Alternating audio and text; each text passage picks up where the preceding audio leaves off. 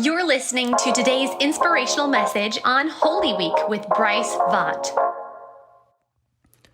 Well, welcome to our final day of our Holy Week devotion, and we've been walking through and tracing Jesus' teaching on prayer and his example of prayer his final week, but in reality, Jesus had a life of prayer.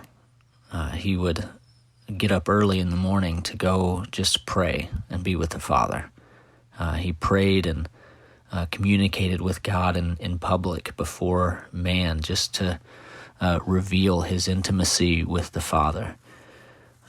He prayed in such a way that when his disciples saw him pray, they were amazed, and they came and approached him and said, "Rabbi, teach us to pray." I mean, these men had seen a lot of people pray and heard a lot of prayers, repeated a lot of prayers, but they had never seen anybody relate with God with such joy and love and devotion the way that Jesus did. And just as a little side note, I want to encourage you that the way that Jesus was able to pray in his final days was in large part because he prayed throughout his life. You know, is when we make prayer a discipline, it leads to the ability to spontaneously pray when an emergency and crisis arises. But Jesus continued that life of prayer all the way up until his final moments on the cross. We see that Jesus was found in the garden by the guards praying. He's then arrested and put on trial and flogged and led to the cross. And on the cross, he makes several final comments, but 3 of those statements could be seen as prayers. He prays for the forgiveness of those who are crucifying him. He prays a psalm, quoting Psalm 22, saying, my God, why have you forsaken me?" And he has prayed his final statement, saying, "Into your hands I commit my spirit." Up until his final breath, he displays this deep intimacy with his Father.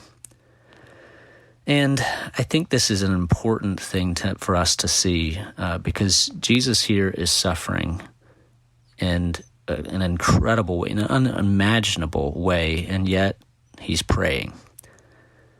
And the reality is that the existence of evil and suffering for many is one reason that they reject faith. They can't see how God is good and all-powerful if evil exists.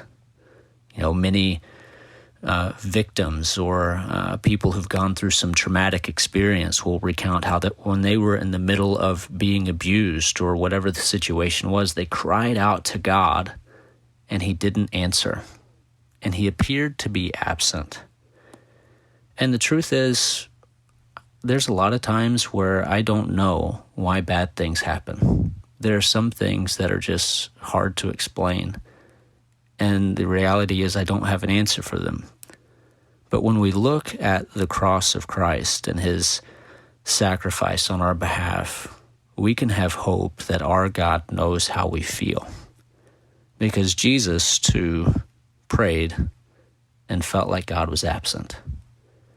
The only difference is the reality for Jesus is that God became absent for him, that Jesus was truly abandoned on the cross, that his prayer for the cross to pass from him was denied so that our prayers for salvation could be answered, that our hope is that because Jesus suffered, we will not have to suffer in the same way.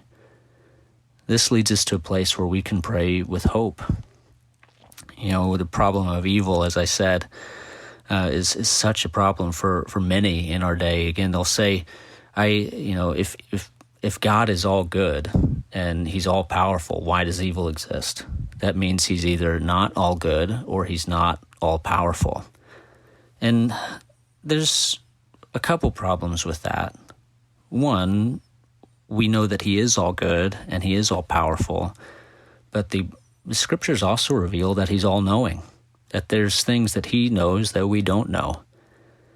And we also have this hope that God is not finished, that one day evil will be put to an end.